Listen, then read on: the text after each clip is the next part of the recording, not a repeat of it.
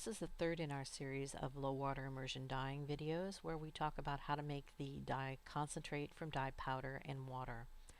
Take your dust box we created in the last one, put it on an area that is covered with plastic so you contain messes. Inside the dust box, put a moistened paper towel to also help with the dye particles that might be in the air.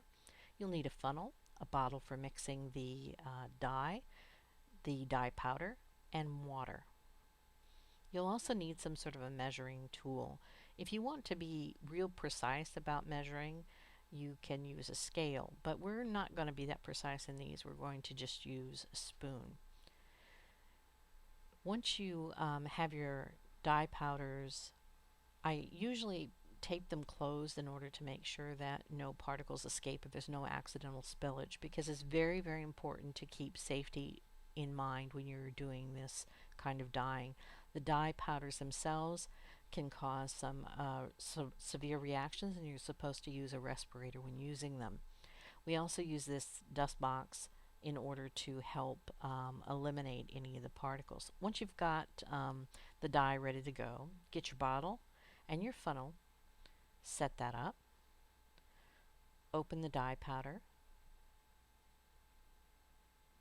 and you want to make sure again that you try to minimize any spillage or anything else that might cause an issue with the dye particles getting into the air.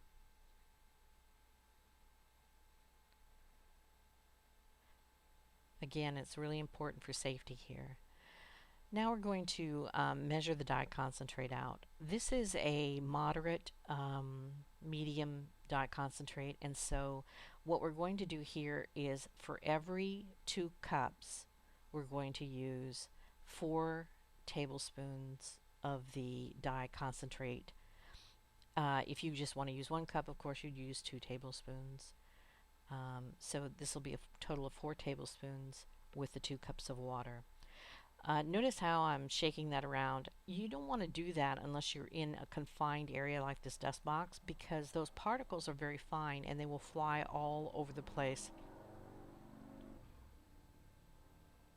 I always try to make sure I keep my powders closed up when I'm not using them. Once you get the dye powder in there, you'll want to add the water.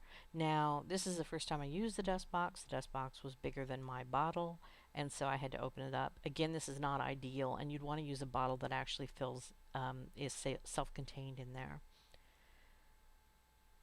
After you get the water in there, remove the funnel, put the lid on the bottle, and shake it up. You want to give it a really good shaking here because it's real important. See all that loose powder in the bottom there? You want to make sure that is well combined with the water. Now, if you want to make a heavy concentrate, you can double the amount of dye powder that goes into the water. There are some dyes that for a normal concentration require more, some require less. And that's that.